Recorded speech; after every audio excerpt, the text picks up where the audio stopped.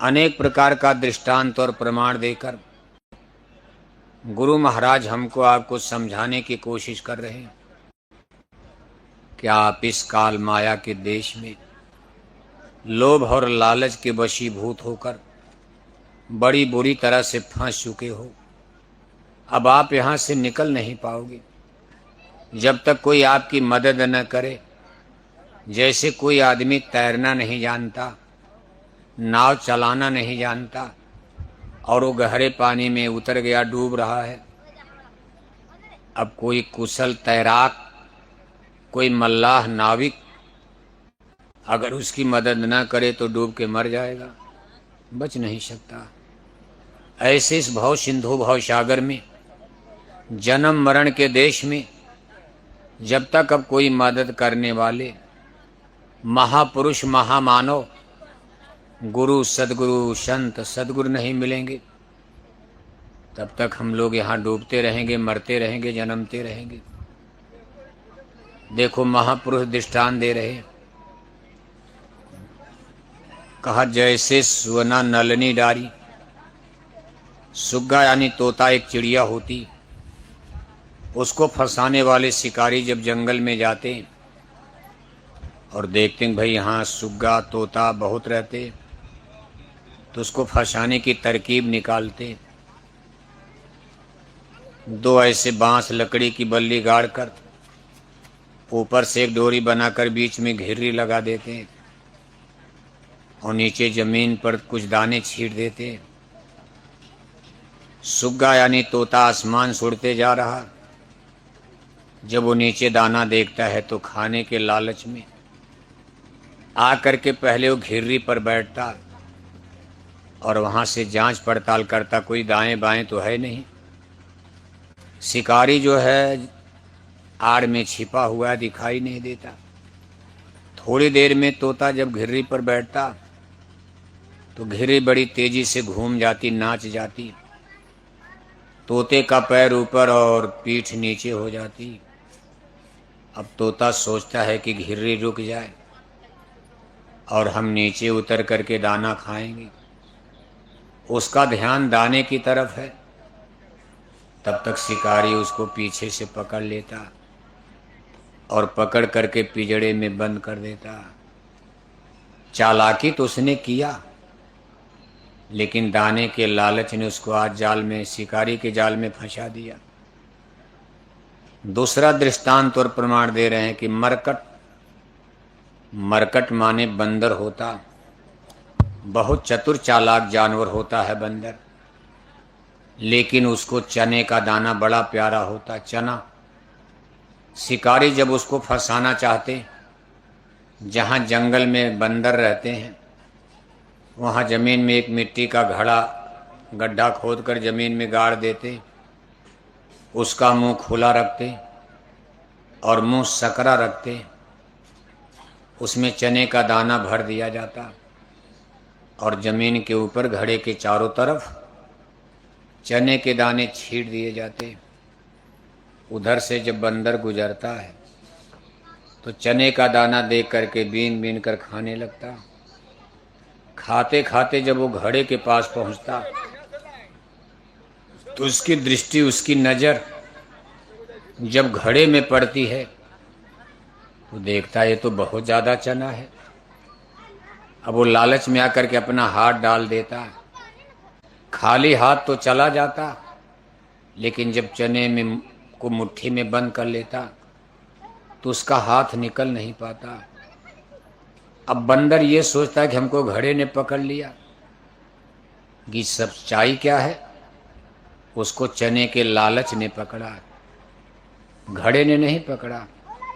अब बंदर अगर चने के दाने को छोड़ दे तो हाथ तो आसानी से निकल जाएगा, लेकिन अब चने का लालच है, छोड़ना नहीं चाहता, जोर जोर से हाथ खींचता है, निकल नहीं पाता। तब तक आड़ में छिपा हुआ शिकारी दौड़ करके उसको पीछे से पकड़ लेता, ला करके पिंजड़े में बंद कर देता। और आप देखते इतना चतुर चालाक जानवर बंदर शिकारी की गिरफ्त में आ जाता, जाल में फंस जाता। उसके गले में रस्सी बांध कर गांव गांव नचाता, दो चार डंडा मारता।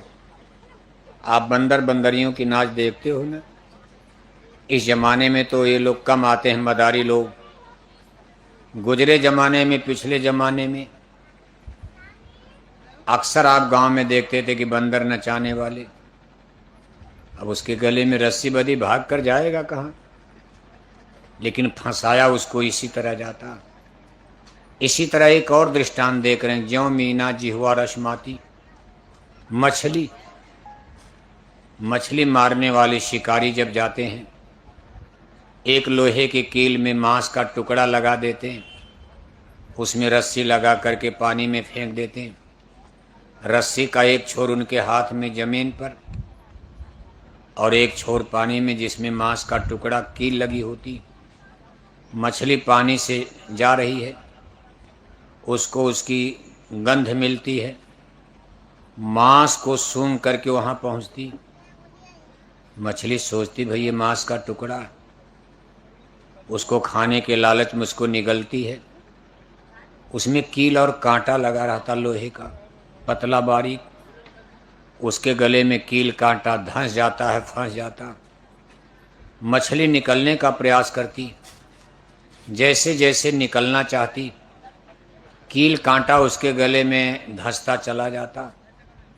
बाहर में बैठा शिकारी देखता रस्सी हिल रही है, वो जान जाता है कि कील में, कांटे में मछली फंस गई। जोर से खींचकर बाहर निकालता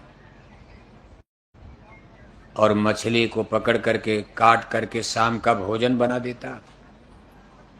दूसरे की मांस को खाने के लालच में आज मछली ने अपने ही लाश को बेच दिया। वही देखो शिकार बन गई।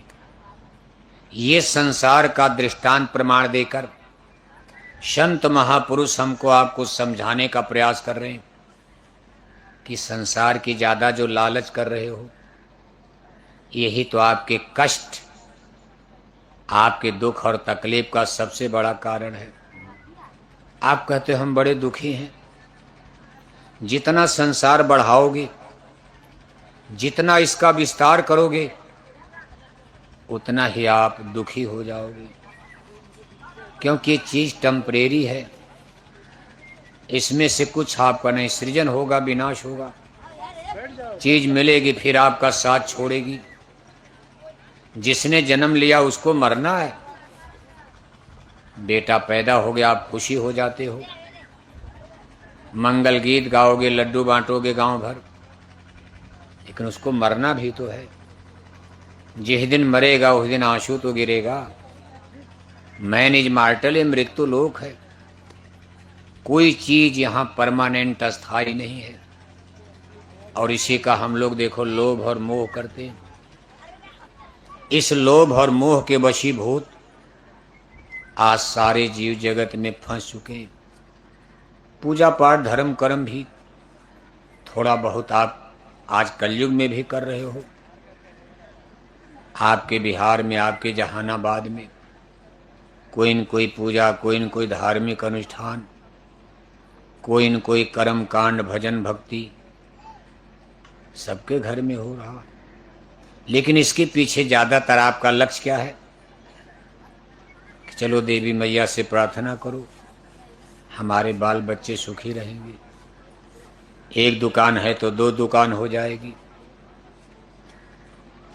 एक कोट मकान है दो मकान हो जाएगा, एक बढ़िया हमारे भी कार हो जाएगी। बेटा बेटी को नौकरी चाकरी में पूजा का मतलब यही समझा जाता, जबकि धर्म का मतलब आत्म कल्याण होता। अपनी जीवात्मा के कल्याण के लिए धर्म की स्थापना हुई थी।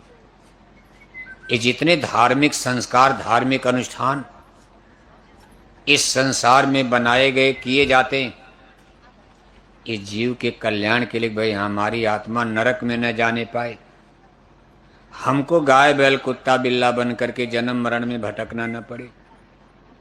अब इस बात को तो आपने भुला दिया, धर्म का उपयोग बस इस संसार को बढ़ाने के चक्कर में। एक तो इतना बढ़ा लिया खुद ही दुखी हो, और बढ़ाओगे और दुखी हो जाओगे। एक दुकान में तो फुर्सतें नहीं है, और 2 दुकान हो जाएगी तब क्या होगा? तब तो रात में नींद नहीं आएगी, एक दिन मरी जाओगे, कोई लेकर कुछ जाओगे आप। लेकिन हम हैं कि अपना बंधन ही बढ़ा रहे। ये माया का बंधन, माया की रस्सी, माया की डोर जिसमें आप बंधे हो, इसको आप जितने ज्यादा बढ़ाओगे निकलोगे कब आप? और ये माया बड़ी कठिन चीज है। बड़े बड़े ऋषि मुनियों की मट्टी को पलीत कर दिया।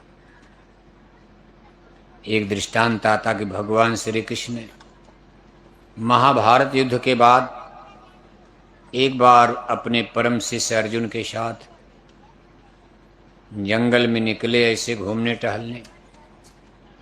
भगवान श्री कृष्ण और अर्जुन में धार्मिक संवाद होने लगा।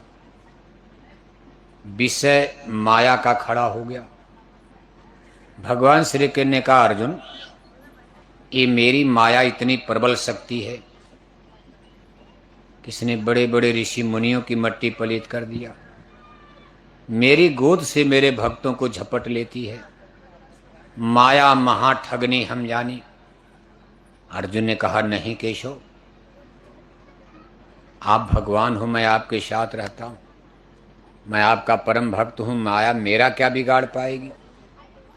भगवान श्री कृष्ण ने कहा, घमंड की बात मत करो, अभी माया से तुम्हारा पाला नहीं पड़ा। अर्जुन ने कहा, नहीं नहीं, मैं आपका परम भक्त हूं, मेरा माया क्या बिगाड़ेगी? भगवान श्री कृष्ण मौन हो गए।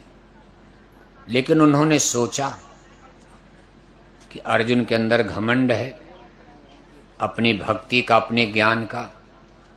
अगर इनके घमंड को तोड़ा नहीं गया तो इनकी आत्मा अधोगति में चली जाएगी, क्योंकि घमंड मनुष्य का सबसे बड़ा दुश्मन है। करा कराया सब गया जब आया अहंकार। इतने ज्ञानी विज्ञानी राजा रावण का अहंकार उनकी सोने की लंका का नाश करवा दिया। रावण कोई मूर्ख आदमी नहीं थे, ज्ञानी थे, विज्ञानी थे, लेकिन अहंकार